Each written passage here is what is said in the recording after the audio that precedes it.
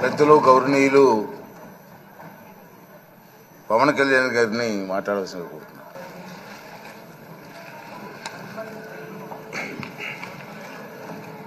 పదహారవ శాసనసభకి ఏకగ్రీవంగా ఎన్నికైన సభాపతి శ్రీ చింతకాయల అయ్యన్న పాత్రుడు గారికి హృదయపూర్వక నమస్కారాలు, మీ శుభాకాంక్షలు. ఇది నేను మొదటిసారి అసెంబ్లీలోకి అడుగు పెట్టడం.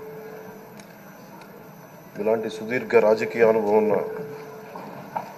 దాదాపు 7 సార్లు ఎమ్మెల్యేగాను, ఒకసారి పార్లమెంట్లో అడుగుపెట్టిన మీకు, Panchayati Raj, technical education, forest, R&B అనేక మంత్రిత్వ శాఖల్ని సమర్థవంతంగా నిర్వహించిన మీకు ఈ సభాధ్యక్షుడు, ఈ స్పీకర్ స్థానంలో కూర్చోవడం చాలా ఆనందంగా ఉంది.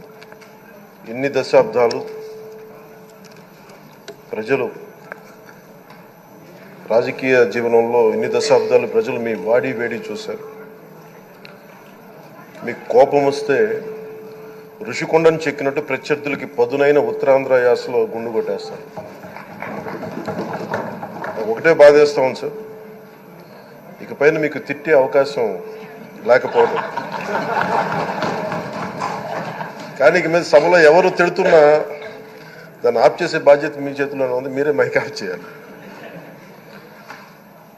అంటే మా చిన్నప్పుడు నేను చూసేవాడు, ఒకసారి అల్లరి చేసే అబ్బాయిని క్లాస్ లీడర్ చేసేవాడు చిన్నప్పుడు మా స్కూల్లో. కానీ ఇన్నాళ్ళు ప్రజలు మీ వాడి వేడి పలుకులు, మీ ఘాటైన వాగ్దాటి చూశారు. ఈ రోజు నుంచి రాష్ట్ర ప్రజలు మీ హుందాతనం చూస్తారు. డిబేట్స్ వెనకాల దాక్కుని సంస్కారహీనమైన భాషల్ని, భావాలని రకరకాల మాధ్యాల్లో విరజిమ్ముతూ ఉంటారు. దాని నియంత్రణ మీ ఆధ్వర్యంలో ఇక్కడి నుంచే మొదలవ్వాలి.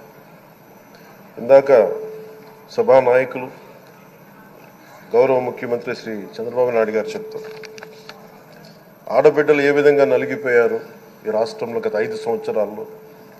చిన్న లేదు, పెద్ద లేదు, ఎవరని లేదు. ఎవరన్నా సరే ఒక మాట మాట్లాడితే వాళ్ళు వ్యక్తిగతంగా దూషణ, సోషల్ మీడియాలో వాళ్ళని క్యారెక్టర్ అసాసినేట్ చేయటం, వాళ్ళు పెద్ద నాయకులు కావచ్చు, కార్యకర్తలు కావచ్చు, లేదా వాళ్ళకి ఎదురు తిరిగి ఒక ఒపీనియన్ చెప్పి ఎవరైనా సగటు మనిషి కూడా కావచ్చు, అది ఇక్కడతో ఈ రోజు నుంచి ఆగిపోవాలి అధ్యక్ష. అది మీ ఆధ్వర్యంలోనే మొదలవ్వాలి. గత ప్రభుత్వం తాలూకు సభ జరిగిన విధానం చూస్తే ఈ వ్యక్తిగత దూషణ ఇవన్నీ చాలా ఇబ్బంది పెట్టే ప్రజలు. ఈ రోజున వాళ్ళకి 11 సీట్లకు పరిమితం అయ్యారు, ఈరోజు లేరు, ధైర్యం లేదు వాళ్ళకి. విజయాన్ని తీసుకోగలిగారు కానీ ఓటమి కూడా ధైర్యంగా కూర్చుకునే వాళ్ళకి స్థాయి లేదు, వాళ్ళకి పారిపోయారు ఇక్కడి నుంచి. భావంలో ఉండే తీవ్రత భాషలో ఉండాల్సిన అవసరం లేదు. భాష మనుషుల్ని కలపడానికి కానీ విడగొట్టడానికి కాదు. భాష విద్వేషం రేపడానికి కాదు, పరిష్కరించడానికి.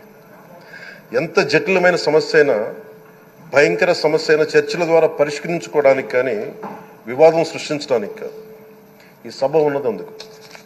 కానీ మనం చూసింది వాళ్ళ దగ్గర నుంచి బూతులతోటి, వ్యక్తిగత దోషులతోటి రాష్ట్ర పురోభివృద్ధిని ఆపేశారు.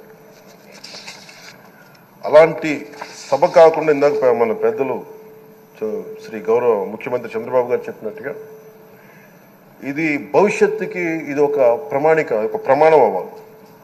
2047 వరకు ఇంత అద్భుతమైన స్థానంలో మనకి ఆంధ్రప్రదేశ్ తెలుగు జాతి ఉన్నత స్థాయికి వెళ్ళాలంటే ఈరోజు మనం వేసే ప్రతి అడుగు అది భవిష్యత్ తరాలకు ఒక నిర్దేశక ఒక టచ్ స్టోన్గా ఉండిపోవాలి, గిట్ రాయిగా ఉండిపోవాలి. ఈ రోజున ఈ సభలో ఉన్న గౌరవ సభ్యులందరూ చట్టాలు చేయడానికి ఉన్నారు, చట్టాలు ఉల్లంఘించడానికి కాదు. విభేదించడం అంటే ద్వేషించడం కాదు, వాదించడం అంటే కొట్టుకోవడం కాదు.